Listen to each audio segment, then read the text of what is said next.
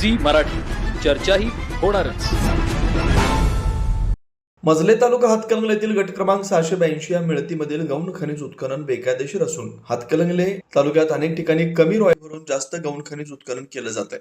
या सर्व प्रकरणाची चौकशी करावी या मागणीसाठी रिपब्लिकन पार्टी ऑफ इंडियाचे कोल्हापूर जिल्हाध्यक्ष सागर लाखे यांनी हातकणंगले इथं आज लाक्षणिक उपोषण सुरू केलंय। कुंभोज प्रतिनिधी विनोद शिंगे। नमस्कार, मी विनोद शिंगे। आज आपण हातकणंगले इथं रिपब्लिकन पार्टी ऑफ इंडियाचे कोल्हापूर जिल्हाध्यक्ष सागर लाखे यांनी आज हातकणंगले तहसीलदार कार्यालयात मजले येथे गौण खनिज व्यवसायात चाललेला गैरव्यवहार परिणामी रॉयल्टी भरायची 500 ब्रासची आणि उपसायचे 1000 ब्रास याबाबत वारंवार तक्रारी करूनही कोणत्याही पद्धतीची कारवाई झाली नाही। याबाबत हातकणंगले तालुक्याला शासकीय कर्मचाऱ्यांनी वाचवावं, परिणामी गौण खनिजात होणारा भ्रष्टाचार थांबवावा या उद्देशाने त्यांनी आज लाक्षणिक उपोषण ठेवलंय। लाखे साहेब नमस्ते, आपली नेमकी मागणी काय आहे?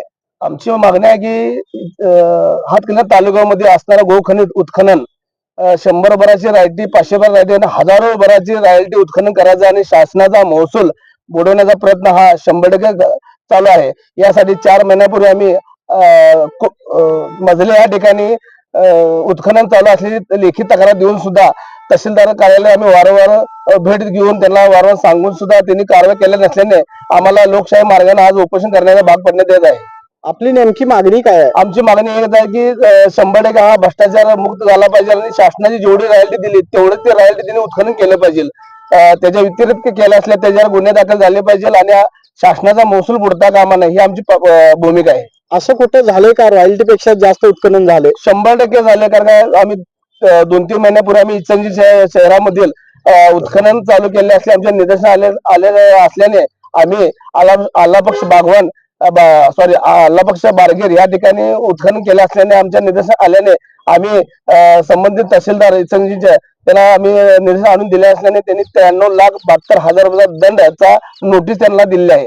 तसाच हा प्रकार हातकणंगले मोठ्या संख्येने उत्खननाचा साम्राज्य चालू असल्याने आमच्या निदर्शन आल्याने आम्ही निवेदन दिलं असताना अद्याप त्यांच्या कोणती कारवाई झाली नसल्याने आम्ही लाक्षणिक उपोषण करण्यात येत आहे। आता तुम्ही मुद्दा मांडलाय की मजले इथं उत्खनन झाले, काय झाले नेमकी काय झालं? कारण की त्यांनी कमी रॉयल्टी घेतले असे आम्ही लेखी स्वरूपाचे निवेदन दिले असताना अद्याप त्यांनी 4 महिने झाले आम्ही त्यांच्याला वारंवार मागणी केली की संबंधित उत्खननाची तपासणी मोजणी ही 100% झाली पाहिजे, पण त्यांनी उडवाड उत्तर देत असल्याने त्यामुळे आम्ही वेळोवेळी त्यांना इथल्या तहसीलदारांना सांगितलं की आपण या गांभीर्याने लक्ष देऊन जी मोजणी केली पाहिजे आणि उत्खनन जे 200 असेल 500 असेल याच्यापेक्षा जास्त उत्खनन होते आम्ही त्यांना वेळोवेळी सांगून सुद्धा त्यांनी कारवाई केली नाही। आम्ही अनेक वेळा त्यांना भेटलो, त्यांची उत्तर मात्र थातूर मात्र देत असल्याने तिने आम्हाला उत्तर देत आहे। आता हे उपोषण किती दिवस चालू राहणार? आजचं 1 दिवस लक्षण उपोषण आहे। आमच्या उपोषणाची दखल नाही जर घेतली तर याच्यापेक्षाही तीव्र आंदोलन छेडण्यात येत आहे आणि या आंदोलनात जर काही कमी जास्त झालं तर इथला प्रशासन बेलेकर तहसीलदार हा याला कारणीभूत असणार।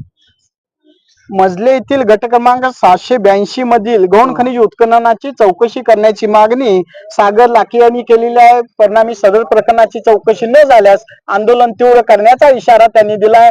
नमस्ते, विनोद शिंगे, हातकणंगले।